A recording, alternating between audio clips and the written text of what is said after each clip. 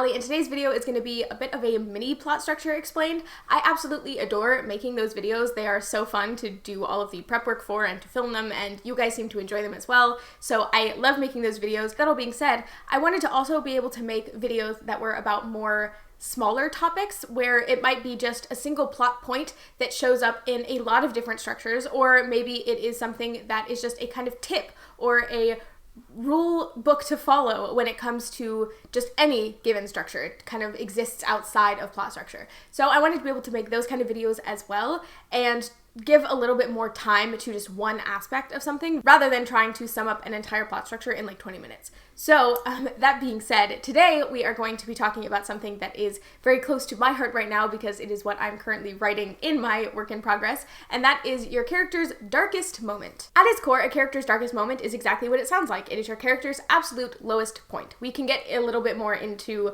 how you can take that in some different directions in a second and how different plot structures deal with that in a second, but for the sake of a single sentence description, that is it. It is your character's absolute lowest point, their darkest moment. As far as where it usually takes place in the story, it's usually going to happen somewhere between the third plot point right at the beginning of the third act, and at its latest, it's usually going to hit during the climax. More commonly right before the climax, but during is also a possibility. It's worth noting that depending what plot structure you are working with, the description or the connotations of a character's darkest moment might be a little bit different. So I mentioned in my previous plot structure explained video on the hero's journey that in the hero's journey, a character's darkest moment is usually something more separate, more contained in that one plot point. So usually this is some kind of external manifestation of your character's internal fears. So something like Harry Potter with the Dementors, or something like in Divergent, the fear test that they have to do. So some kind of trial that has a beginning and an end.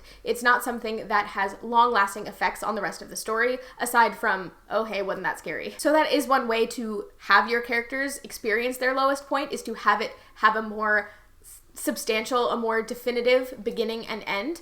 But in a lot of cases, a character's darkest moment in a more general sense is going to be something that can be an external manifestation of an internal fear, but it's going to be something very long lasting, like the death of a loved one that they are going to have to continue to grieve over for a substantial part of the story, or it can be a purely internal realization of some kind of very dark, oppressing thought, like if they have decided that they are incapable of completing their quest and why are they even bothering anymore, that kind of thing. So it can be something purely internal, something that is an external representation of the internal that has long-lasting effects on the story, or it can be one plot point that has a beginning and an end that allows your character to then go forth into the rest of the story and kick ass. In all of these cases, though, the idea is that your character gets over whatever this thing is at least long enough to defeat the big bad in the climax. So if it is a purely internal thing that has to do with their own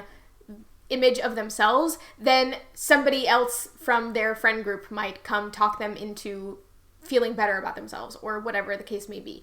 And then they feel more confident to go forward into the rest of the story. If it is a long-lasting external representation of an internal fear, then it might be something like the loss of a loved one, and in that case, they might not have time to deal with what this loss means for them before they need to go off into the climax. Or maybe it's something where they decide, this character would have wanted me to continue on, and so I will, and that kind of thing. If it is something more like a trial, then the trial proves to them in and of itself that they are capable of going forth into the rest of the story. So in all of these cases, the idea of a darkest point is that it completes your character's arc, and they are only able to finish the plot once they have finished their character arc. I haven't talked too much about character arcs in my plot structure series because it is kind of its own thing, but that is one thing that I find really interesting about a character's darkest moment, is that it completely and fully ties together a character's arc and a character's primary plot. Fundamentally, a character arc is meant to take a character from point A to point B,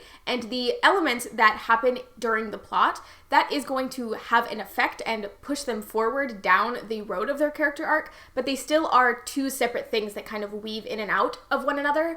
But the darkest point is the one moment where the plot and the character arc fully collide and intertwine, which is why the darkest moment is one of the only character arc elements that is included on a lot of different plot structures. And in a lot of ways, that's because the darkest moment works so well in both a character and a plot context. On the plot side of things, a character's darkest moment gives you one last chance to pause the story and really amp up the tension as to whether or not this character is going to be able to do the thing that they've set out to do this whole time. And on the character side of things, the darkest moment is kind of the climax of that character arc. It is the moment where they need to finally become the person that they are intended to be in order to fulfill the rest of the actual external plot. And at the darkest moment, everything kind of clicks. Everything makes sense. They finally understand what it is they need to do and who it is they need to be in order to fulfill their journey, to fulfill their destiny, whatever the case may be for your story.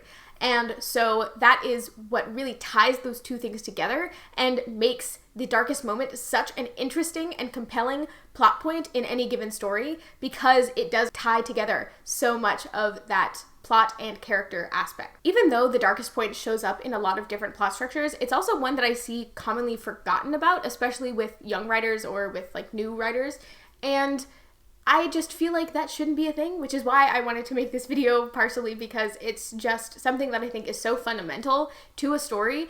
And it's something that even when I started writing, I didn't really consider it that important, because the general consensus was just, oh, you need a climax. That's all that matters. As long as you have the climax, anything that comes right before it doesn't really matter. But I honestly now, as an adult, feel exactly the opposite. I feel like the climax does not matter at all if you have not done the proper work to make that climax mean something through the character arc and through the plot elements that happen directly before that climax.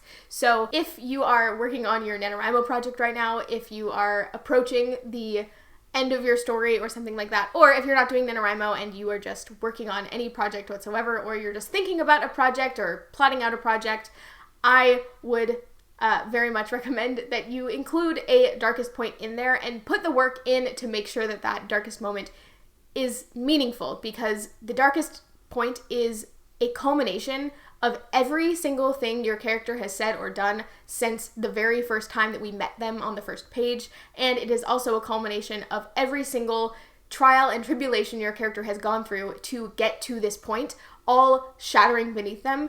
And so it's your last chance to really amp up the tension and to really amp up the emotion to make that climax meaningful once you get to it. Otherwise, you're just like fighting some orc or something. Anyway, there is my spiel about the darkest moment. I just find these really interesting. Obviously, I am working on writing one myself right now, so my brain is kind of geared towards that. But just aside from all of that, I find the darkest moment to be one of the most important elements in any story, and the fact that it is very commonly forgotten about or just kind of brushed aside by readers and writers alike is just saddening to me, because I feel like it is such a great opportunity in a story. And so I am working very hard to make sure that my darkest moment makes me feel the way that some of my favorite darkest moments in other books have made me feel. But we shall see. It's obviously just the first draft. But I wanted to encourage you, for those of you who are doing NaNoWriMo and for those of you who are not, to make sure that you include something like that in the story, because it really is the climax of the character's arc, and it has this great story element where only by completing the character arc and by going through this darkest point in their lives are they able to really take up the sword and go off and defeat the big baddies in the climax. Otherwise, I feel like the climax isn't as entertaining or as meaningful to watch. So that's my spiel. Thank you guys for watching. I am doing videos every Wednesday for writing vlogs as well, so you will hear me talk a little bit more about my personal darkest moment that I'm writing right now. Not my darkest moment, but my character's darkest moment. And finally, the last announcement is that tomorrow at 3 p.m. Eastern Time on Leah's channel, we will be doing our first live show for the Writers in Progress. I've mentioned this in like all of my videos so far, so hopefully you know about it by now, but that will be happening on Leah's channel tomorrow at 3 p.m. So please do check that out. If you're watching this video after tomorrow, then you can still go watch it for posterity's sake to see what we thought about these different books and about Stephen King's on writing and all of that fun stuff. So that is it for me. Thank you guys very much for watching. If you liked this video, then do give it a like, and if you like my content, do subscribe. I make videos every Friday and Wednesday for the month of November. So without further ado, I am gonna go, but I will see you in the next one. hamster.